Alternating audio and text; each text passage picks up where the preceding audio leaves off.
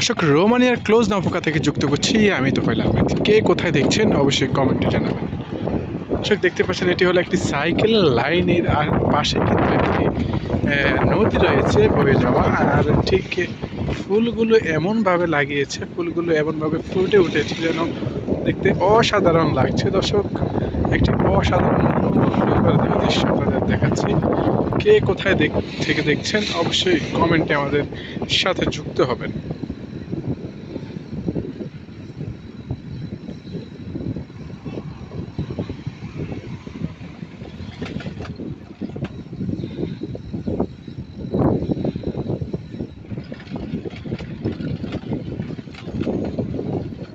এটি হলো দর্শক রোমানিয়ার ক্লোজ নাফকার ওল্ড টাউনের পাশেই এই একটি বয়ে যাওয়ার নদী রয়েছে। সেই নদীর পাশেই কিন্তু একটা সাইকেলের রাস্তা। সেই সাইকেলের রাস্তার দুই পাশে এমনভাবেই ফুল গাছ লাগিয়ে সৌন্দর্য মণ্ডিত করেছে, দেখতে কিন্তু বেশ অসাধারণ দেখাচ্ছে।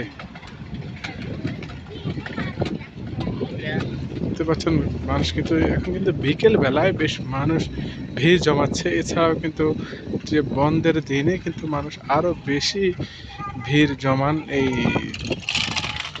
নদীর পাড়ে।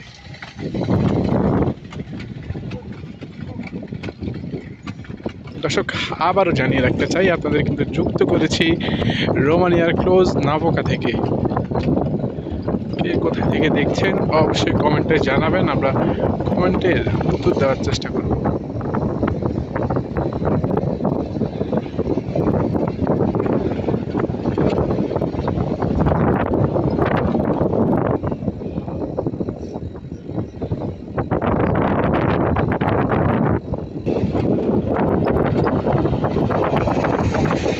অনেক সুন্দর একটি মন মুগ্ধকর দৃশ্য দেখতে পাচ্ছেন। এটি হলো রোমানিয়ার ক্লোজ নাভোকা, যেটি অনেক সুন্দর একটি জায়গা রোমানিয়ার মধ্যে। এটি হলো দর্শক রোমানিয়ার ক্লোজ নাভোকা থেকে আপনাদের যুক্ত করছিলাম। একেবারে অসাধারণ কিন্তু দৃশ্যটি দেখতে পাচ্ছেন। এটি হলো একটি নদী বয়ে যাওয়া নদী, সেই নদীর পাড়ে কিন্তু অসাধারণ দৃশ্য তারা তৈরি করেছেন। ঠিক নদীর পাড়েই কিন্তু এদিকে রয়েছে একটি বিশাল একটি আন্তর্জাতিক মানের ফুটবল স্টেডিয়াম। এখানে কিন্তু অনেক ম্যাচ হয়, যা দেখতে কিন্তু হাজারো মানুষ ভিড় জমান। একেবারে পরিষ্কার পরিচ্ছন্ন একটি নদী দর্শক দেখতে পাচ্ছেন। নদীটি কিন্তু সবসময় তারা পরিষ্কার পরিচ্ছন্ন করে রাখেন, একেবারে অসাধারণ দেখতে। ইউরোপের নদীগুলো বা খালগুলো দেখেই বোঝা যায় কিভাবে নদী ভরাট না করে বা খাল ভরাট না করেও সৌন্দর্যভাবে গড়ে তোলা যায়, শহর তৈরি করা যায়। এদেরকে দেখলেই কিন্তু দর্শক সেটা বুঝতে পারছেন।